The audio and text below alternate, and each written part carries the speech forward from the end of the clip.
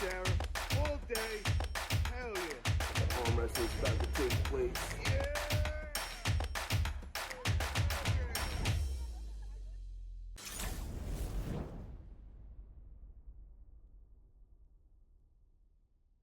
Topics this week that went out there was Devon Larratt made a video talking about rules and reffing, and he wanted to make some changes to the rules and the table size and all. And just wanted to first hear, did everybody hear that video that Devon put out there?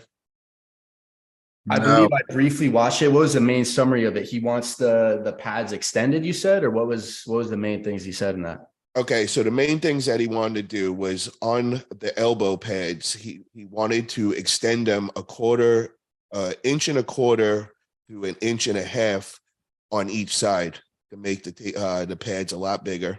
He also wanted to lower the pin pad, where he doesn't want to use the pin pad anymore. He wants to use the line, but he wants to lower that. He wants that to be, I believe, at an inch and a half pin line. He also wanted to do a consent style system with lights. So when you get the grip and you're happy in the grip, you click the button that says you're in consent. When both competitors go do that, then we go. Now you can also press the button again if you don't like the grip. Yeah, if the setup didn't go good. That's very interesting. That's never heard of anything like that proposed. The other things that I want to just throw in there, and then we're going to go back and talk about each one of these, is he wants to get rid of the ref grip completely. He's saying that it's not working at all. There's too much movement in all the ref grips and all, and it's just leading to a lot of unfair arm wrestling. He wants to go with a 3-foul system. All slips go to straps and running fouls.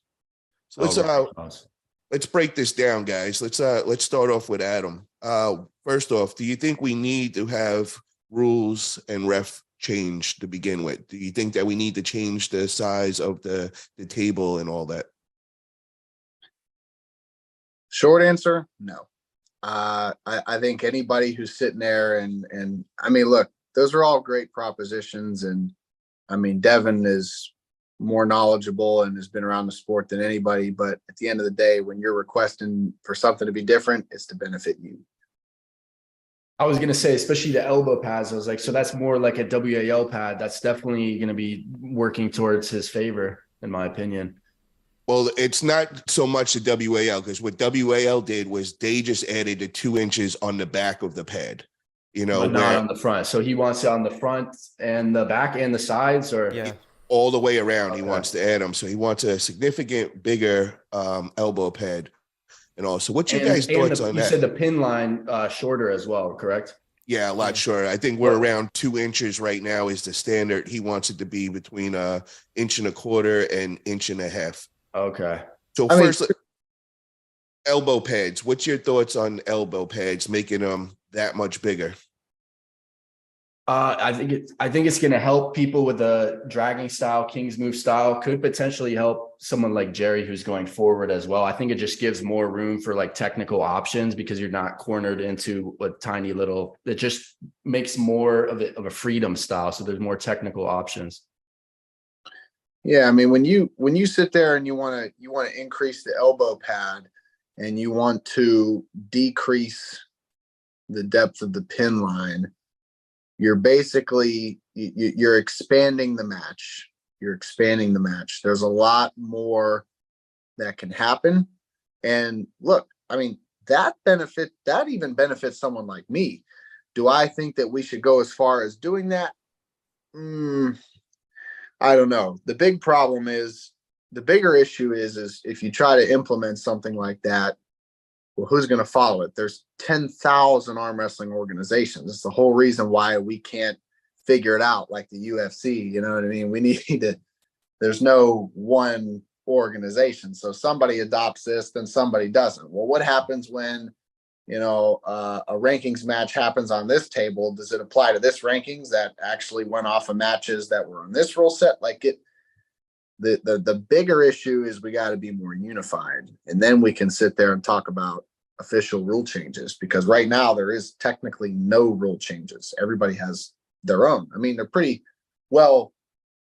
Everything's at a pretty is consensus, but and everybody recognizes each other's rule sets. But if you look at every single organization, everything's a little bit different. It's a little bit different. It's generally the same table. It's generally the same reffing, but there are differences. And I think you got to get unified first. I like the idea personally. Yeah, sure. Make the elbow pads bigger and make that pin line lower. That's great. But, it's irrelevant right now. Yeah. About the pin pads, I think Devon must have said it for himself personally, because it gets difficult to pin the King's move. We've seen that. I think Travis mentioned it once that WL pin pads are slightly lower than regular pin pads. So regular pin pads, 2-inch elbow pad, and on top of that, 2 more inch of height. So the pin pad is about 4 inches height. And Travis said that WL pads are somewhat 3 inches in height total overall. So Devon wants to get it lowered, just like the Toddzilla versus Devon match, where Devon even on those lower pin pads got pinned. So for King's movers, it is really beneficial. For hook arm wrestling, I think that can also help. Top roll, maybe not so much. But we need to keep in mind one thing, that in tournaments when beginners are arm wrestling, we've seen how most of them break their arms. When they are in this position, they're about to finish, but they cannot get that last inch. So instead of cupping and pulling back, what they do is they try to push like this. And that's when they break their arm. Usually, like Aiden Ross's bodyguard, he broke his arm in the same position when people are trying to finish and they couldn't. They try to push desperately. That's where they break their arm. So I think lowering the pin pad in amateurs, it may result in more arm breaks. It will extend the matches for sure. The matches will be longer if the pin pad is lower. It's no doubt. And increasing the size of the pad, Devon said 1.5 inches. So what will it be? 8.5 by 8.5 inches. And Engin has already done that. He has increased 2 centimeters. So it's almost 8 by 8 inches. And increasing it further, I don't think so. Maybe 8 by 8 inches would be okay. And consent style start, where you push the button, I think that is not going to reduce the time it takes to start the matches.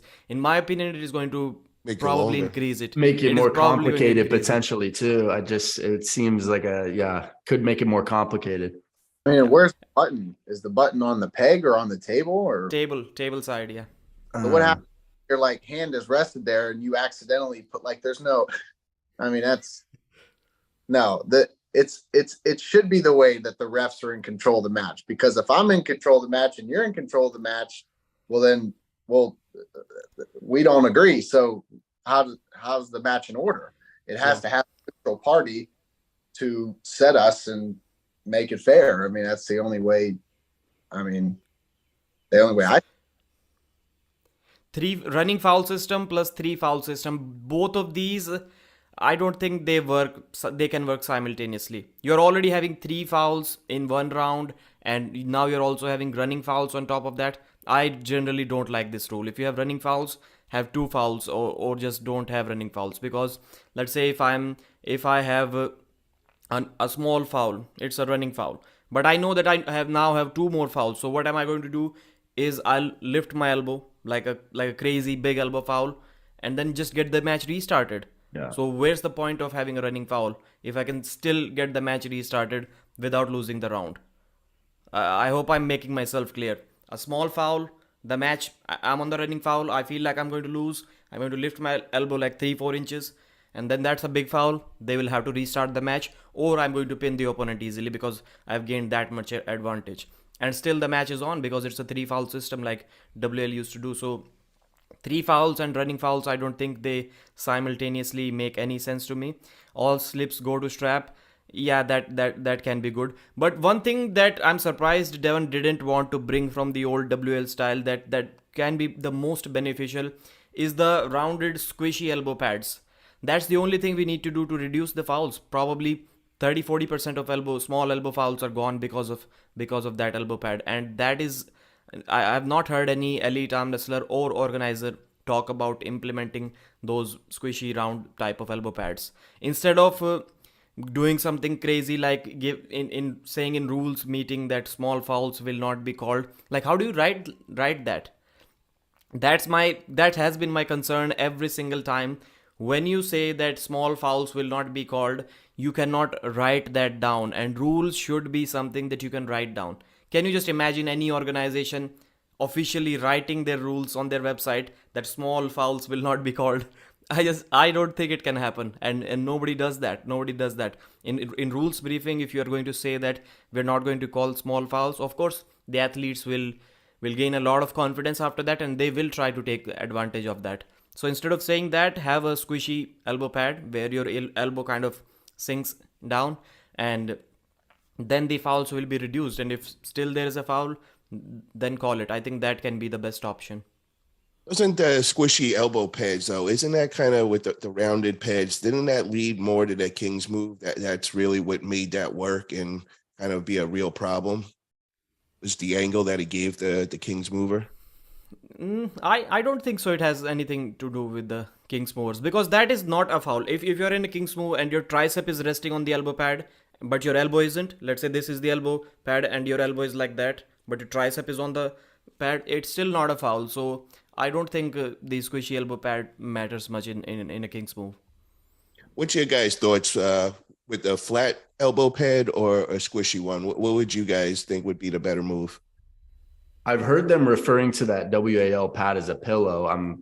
And I think it could be more advantageous for a King's mover. Those are my main thoughts. I like Adam. some between. I mean, if the WAL pad was kind of extreme, I feel like, but then again, the Mazarenko table pad is pretty stiff. So I like Pradeep's mindset with the no small elbow fouls will be called, but kind of give some give to the pad, and which kind of addresses that. So somewhere in between, I think a flat elbow pad, but maybe with a different type of foam to where it gives a little bit more, would probably be something worth exploring. And then as far as writing the rules, how would it be like if you did like, we're not going to be calling micro fouls that don't change the positioning?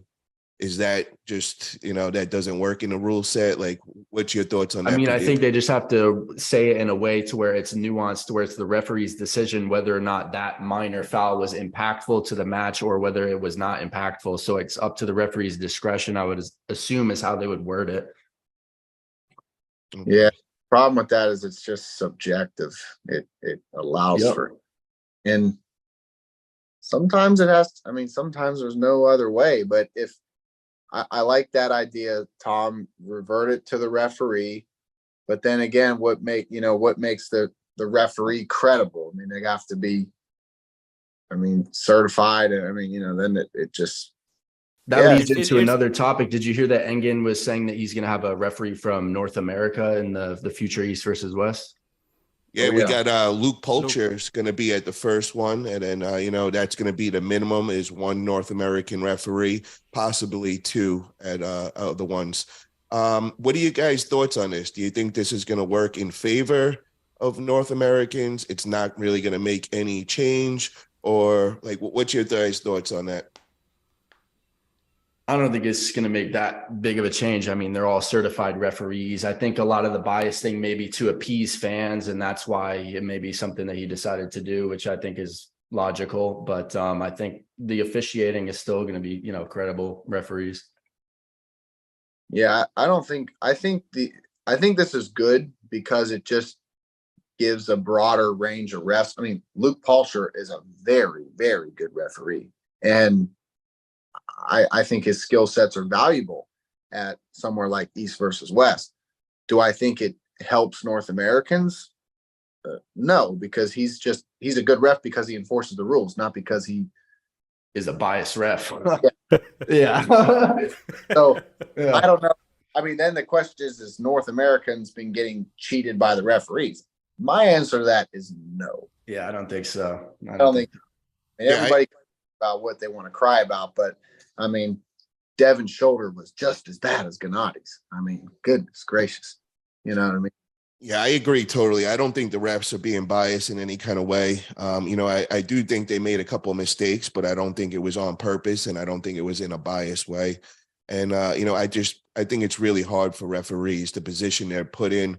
I mean, these guys are also the top referees in the world. They come from WAF tournaments that are very, very strict, and now they're being asked to, referee in a more lenient way. So this has got to be a learning curve to that as well. So And in fact, I think that Luke may be more stricter than the referees that are already around there. We've seen him in the Monster Factory. He's super strict. Like, he likes to call the rules as it is. I think every single referee knows the rules. Every single referee can see the fouls. The problem, it becomes a problem when the referee kind of surrenders to the pressure of the bigger athletes in the bigger matches, where they kind of almost, we've seen, they almost feel too scared to call the fouls.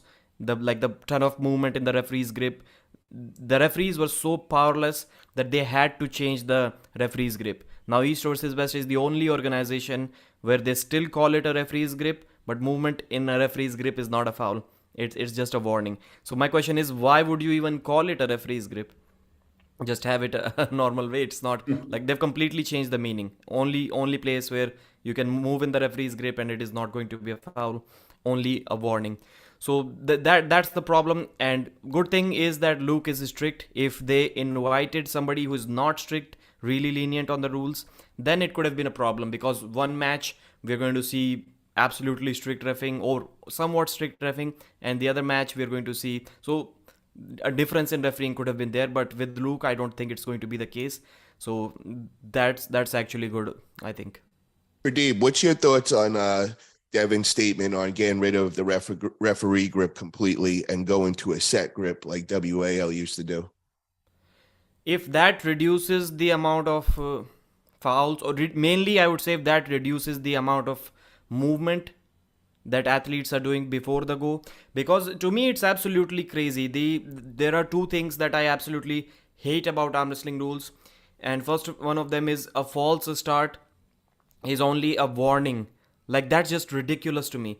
Why wouldn't you utilize? Why isn't every single arm wrestler utilizing an elbow foul? If I'm going to arm wrestle under such rules, every single time I'm going to false start like a second, 2 seconds before the go, and try to figure out where I can go against this opponent.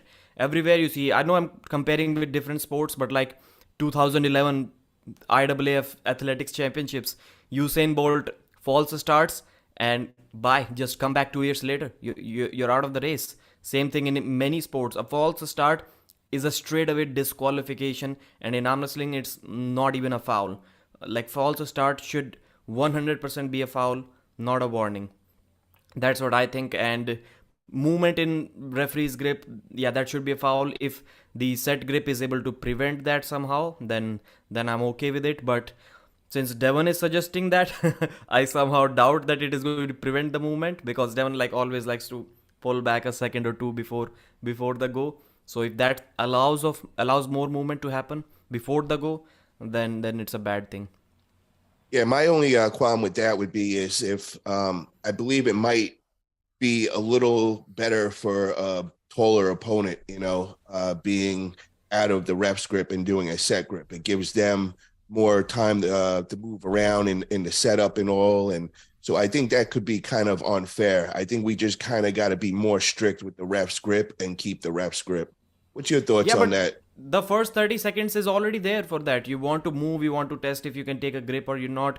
The first 30 seconds are already there. After that, it's a ref grip. I think WAF did a great job about 5-6 years ago. It used to be 60 seconds and then the referee orders referee's grip. So they also realized that 60 seconds is way too much. They changed it to 30 seconds now. So 30 seconds, you can try to take your grip, and if you cannot, the referee's grip, I don't see any problem with that.